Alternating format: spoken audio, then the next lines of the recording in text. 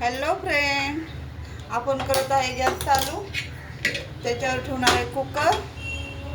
आपल्याला करायचं आहे मसाले भात. त्यासाठी घेतलेला आहे कांदा, इथे घेतलेला आहे टोमॅटो आणि 2 मिरची घेतलेली आहे. इथं साल काढून बटाटा एक घेतलेला आहे.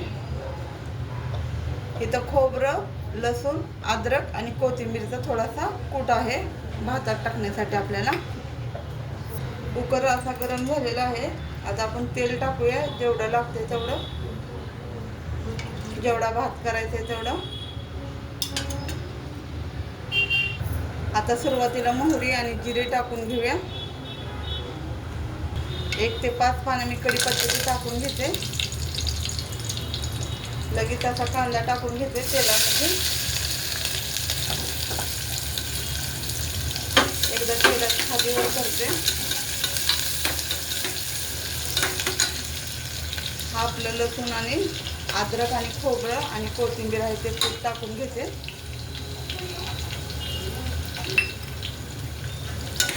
एकदा हलवते तेलामध्ये छान असं. तेलामध्ये परतायला लागलेलं आहे छान असं. कांदा, खोबऱ्याचा कूट, लसूण, अद्रक आणि कोथिंबीर आणि मिरची आणि कढीपत्ता छान असं परतायला लागलेलं आहे. थोडासा भाजू देते अजून कांदा.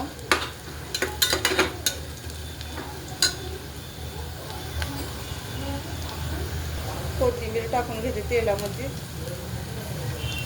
म्हणजे काळी नाही पडत. वरतून टाकल्यावर काळी पडते कोथिंबीर. तेलामध्ये टाकले की छान असा वास पण येतो कोथिंबीरचा. लगेच असे 2 टोमॅटो टाकून घेते.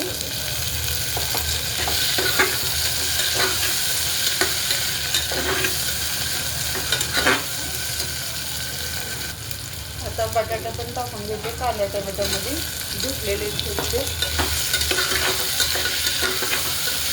एकजीव करते. हा आपला गरम मसाला आहे तो पण टाकून घेते. एकजीव करते. साध्या आणि सोप्या पद्धतीचा भात आहे. एकदा नक्की करून पहा. हळद पावडर टाकून घेते.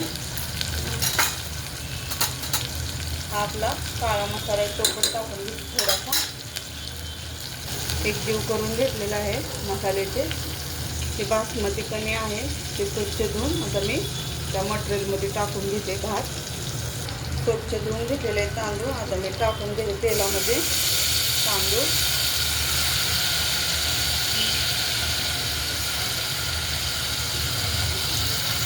सगळं तांदूळ टाकलेलं आहे. एकजीव करते.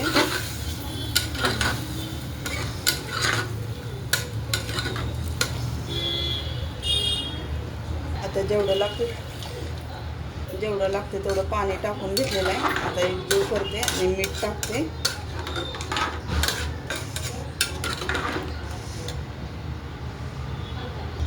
जेवढं लागतं तेवढं मीठ टाकून घेतलेलं आहे. एकदा ढवळून घेते छान असं मीठ टाकल्यामुळं. आता कुकरचं झाकण लावून मी 1 ते 2 शिट्ट्या घेते. आपला मसाले भात काळ्या मसाल्याचा कसा वाटला नक्की सांगा कमेंटमध्ये. आवडलं तर लाईक करा, शेअर करा आणि कमेंट करा. धन्यवाद.